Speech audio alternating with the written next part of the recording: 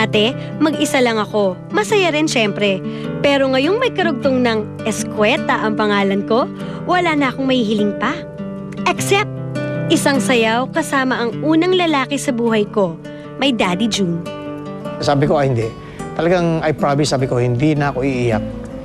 Eh wala, pati sipon ko tumulo eh. Hindi lang luha eh. Ba't kasi nung niyakap ko na si Julina, na sumasayaw na kami, na yun ang kanta, nafe-feel ko yung throbbing ni Julina. Talagang may umiiyak siya talaga. Yung siguro, parang is one way of saying na, Daddy, this is goodbye. Hindi na akong little girl mo. Hindi kami mapagsabi ng I love you. Pero that moment, talagang inakap ko na siya ng bongga. Yung hindi ko siya naakap nung bata pa ako, at inakap ko na siya na inakap doon. Gusto mo sabihin sa dad mo na hindi naman yun yung last eh. Hindi porket nagpakasal ka na, parang goodbye na to. Hindi naman yun eh. Kumbaga, bagong chapter nga lang ng buhay. And now, the new chapter of her life begins. At ang swerte ko lang dahil magsisimula ito sa akin. Ladies and gentlemen, please welcome Mr. and Mrs. Mark Escueta!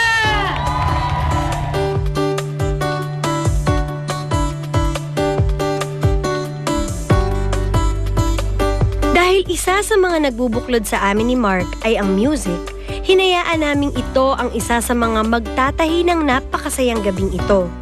From our first dance bilang man and wife.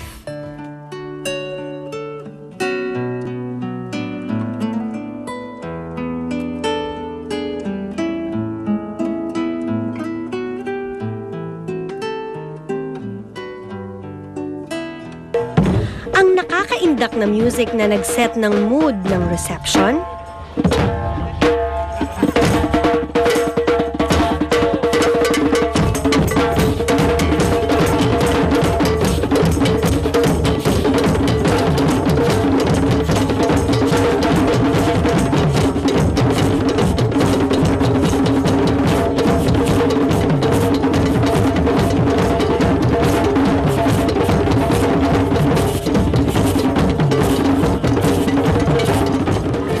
Special surprise ni Ate Jaya sa amin habang nagpipictorials kami with our guests.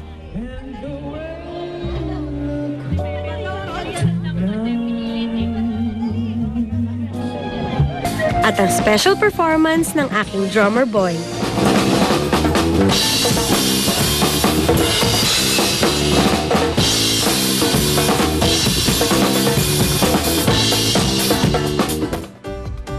Ngayon, bahala na kami ni Mark sa mga darating naming bukas. Pero syempre, hindi pwedeng walang pabaon ng mga bilin from our loved ones.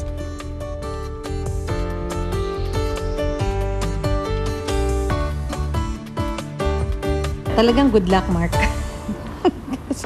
Hindi si Julina kasi pagka yan natitense or pag na-stress, dal-dal ng dal-dal. Kuya Mark, good luck kasi baka magustuhan ka ng space sa cabinet. Kasi madami talagang kikay stuff si Nina. Ate Julina, mag-stock up ka marami ng cookies and cream na ice cream. Kaya matutuwa na si Kuya Mark. Nina, siguro may sarili ka ng family. So, dapat alam mo ng lahat kung paano magdadala nun.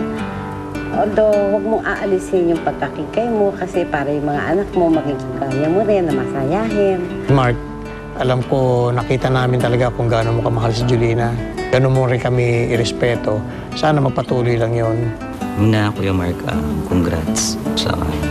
Sobrang saya ko para sa inyo. Lagi lang ako nandito. Isang text lang. Do not let go of those main roles that the husband and the wife must play. You know? What is important is that you raise your children well. Never sacrifice your children for your career. Pareho kayong pinag-isa pero pareho kayong magkaiba. Our family will also love you as Mark loves you. Welcome. Welcome. It's good to have a sister. Great sister to have. And you're a godsend to my kuya. So, I know we've all been praying for someone like you. Gusto ko ang panganay lalaki. Pero hindi ko dadamitan ng dress. Huwag ka mag-alala dahil sa aso dinamitan ng dress, di ba? Pero hindi ko dadamitan ng dress. Gusto ko lang talaga may mini Mark na nagda-drums. Yung talagang bata na nagda-drums na maliit na itsura niya, ganun. Gusto ko lalaki yung panganay. Gusto ko naman babae. Bakit Kasi ba? na-imagine ko na rin na may binibihisan siyang maliit na Julina ang patakbo-takbo sa bahay namin. Tapos siguro, ang next na namin ipaplan yung siguro yung dream house. Dream house or travel. Honeymoon pa. Wala, di pa nag-honeymoon. Sa Alaska. Top 3 choices namin ng Alaska dahil lang sa Northern Lights. Gusto namin makita yan ng live. Pero mahirap daw matsyempohan kasi wala siyang schedule, wala siyang season. At kahit not once but twice na tayong nagpalitan ng pangako sa isa't isa. May huling hirit pa.